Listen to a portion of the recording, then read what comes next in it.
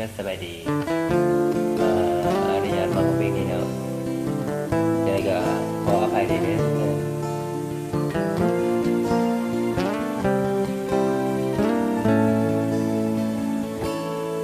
บนถนนชีวิตที่เดินทาง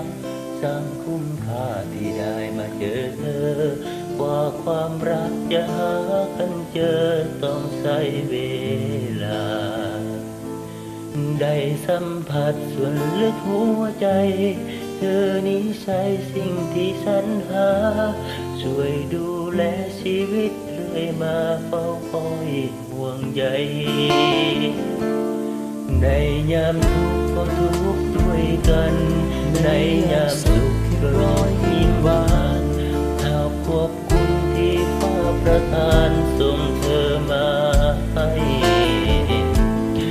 ไม่มีคำที่จะบรรยายแทนหัวใจที่มันตื้นตันมอบความรักที่มอบให้ฉันมีค่ามากมาย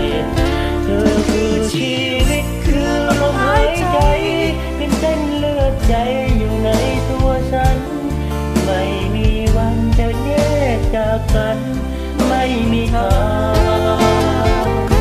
อยากให้เธอรู้ให้เธอได้ฟังทำเพื่อเธอนี่ได้ทุกอย่างแม้เอาชีวิตแลกด้วยกระตาฉันก็ยอมฝากชีวิตให้เธอเก็บไว้ไปไหนไปก็ไปตรงนี้ขอบคุณในสิ่งดีๆที่เธอมีให้ชีวิตฉันมอบให้เธอเธอจะฝากชีวิตกันไว้แทบสิ้นสลายไม่คลายความรักจากเธอ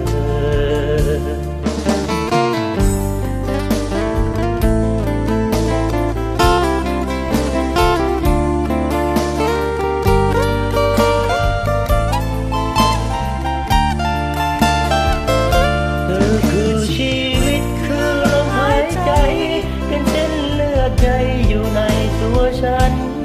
ไม่มีวันจะแยกจากกันไม่มีทางอยากให้เธอรู้ให้เธอได้ฟังทำเพื่อเธอนี่ได้ทุกอย่างแม้เอาชีวิตแลกด้วยกระตาฉันก็ยอมชีวิตฉันนั้นมอบให้เธอเราจะฝากชีวิตกันไว้แทบดินสลายไม่คลายไปจากเธอ